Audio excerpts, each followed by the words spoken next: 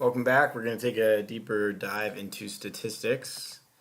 We're going to call this graph the standard distribution or normal distribution. If we have 250 students taking a test and the mean score was 30, what is the confidence interval between a z-score of 0 and a z-score of 1? So we're normally thinking about confidence intervals of 68, 95, 99.7. Those are the commonly used ones. But if they want to know from here to here only, well, that would just be 68 divided by 2, and that would be 34%. So,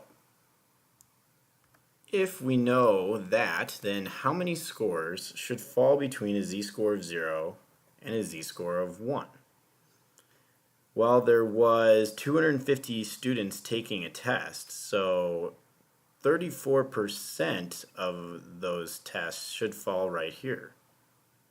So, how many scores, or rather how many tests, depending on how you want to look at this, 34% of them would be 85 tests. So that's what we would expect to fall within this range right here. That being said, let's take a look at this problem. Professor J has a 75 student population, and he wants to evaluate the final grade statistically. See table below. His school assigns grades on a 1 to 5 scale, 5 being the highest. So this would be like an A, B, C, D, F. Find all the below in regards to student grades. So if we want to find the average, that's the sum of all the values over the number of objects within our set. So to do this, we actually need to multiply these out, right? Because there's not just a total grade of 3, there's 30 of those grades. When we multiply those out, we get these values, and we have a sum of 150. So if we have 150 and we have 75 students, 150 over 75 would just be 2. Our median, so this is our center term, if we take a look at this, if there's 75 items, our median is going to be at let's see here, 38. Should see it at about 38, which would put us right here with 2. Our mode is going to be our most repeated number, so that's going to be 1. And then if we look at how this is skewed, it's skewed left, right? So that means that we have data over here that we wouldn't expect given the rest of the graph. It doesn't seem to make sense. So that is a skew left. To calculate our standard deviation, we're going to use the formula we have on our sheet, and you already said that it was a population, not a sample. So we're going to take the sum of the individual value minus the mean squared. We're going to sum all those up, and we're going to divide them by the size of the population. If we were to do that, let's see what we would get. We would be taking the, and this would all be under a root. So we would have 1 minus 2 squared, and we had how many 1 values? We had 27 of them. So we can actually just keep that up. So we're going to have 27 of those plus 25 of the 2s plus 20 of the 3s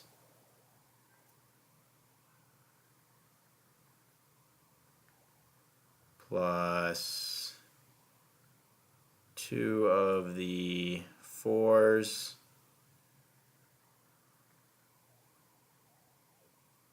and let's put it underneath right here, plus, oh, and then it was squared, plus 1 of the 5s.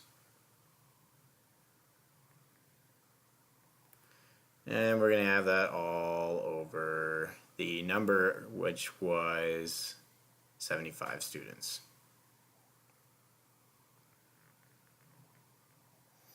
So we're taking the sum of all of them, and then this leading term then would be the number of repetitions we have, so we don't actually have to write this out 27 times. And that would end up equaling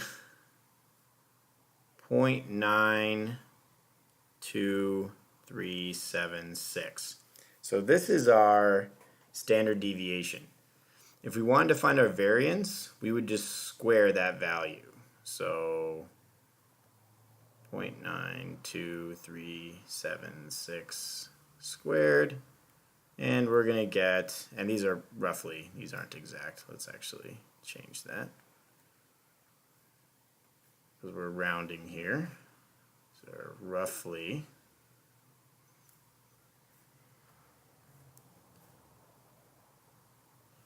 and we'll get 0.8533. Lastly, it's asking for our z-score, so let's calculate that.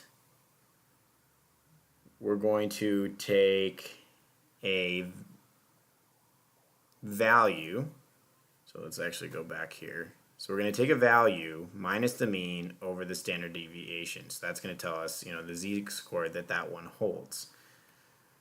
So if we're going to take 3, for example, the z, and again, this is going to end up being an estimate. It's going to be 3 minus 2. So this is the data value we're looking at. There's the mean divided by the standard deviation.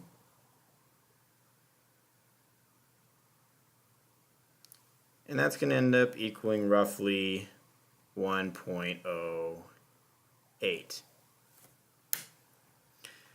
So if we go back to our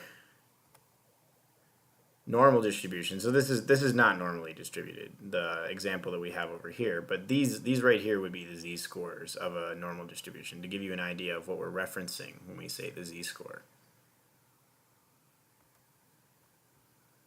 So we can fill those in.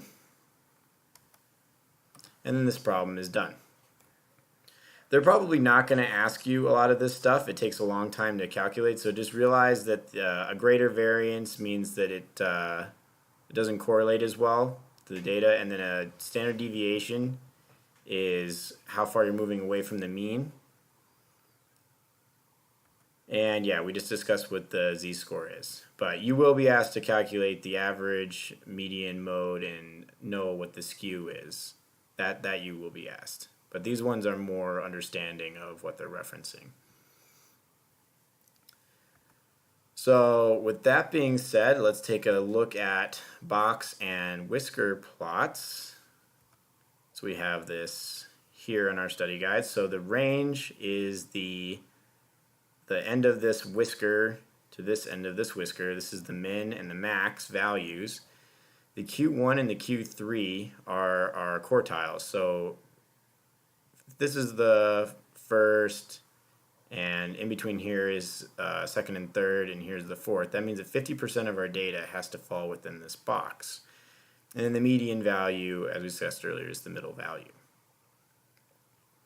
And then we're going to shorthand the interquartile range, so what the box represents is IQR. So if we go back here, if we're thinking about these as temperatures, and these are 2 different days, well, this would mean that this day was colder. So even though they have the same median value, this day was colder.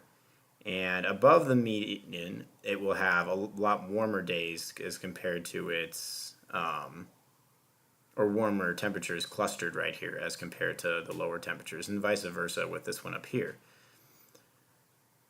And then, yeah, we would have our skew. So this one down here would have a skew to the right. So that would be box and whiskers. And then lastly, let's take a look at correlation coefficient. So you're not going to be asked to calculate this, and it's not really calculated here. We're just estimating it. If we see this line, we notice that these data points are not really represented by this line. This isn't a good representation. So we would think of the correlation coefficient as being very close to 0. If I were to move these dots, so the more of them that I move closer to our line, the higher the correlation coefficient will be. So it's getting closer and closer. So the absolute value of 1 is getting closer and closer to 1. And if we had it actually equaling 1, that would mean that the line was actually on top of the data. So that's what they're referring to with that. So correlation coefficient of -1 or 1 means that there is a high level of correlation. Negative being perfectly negative correlation, and +1 being perfectly positive correlation, and 0 meaning that there was no relationship at all. So in the next video, we're going to talk about error and probabilities.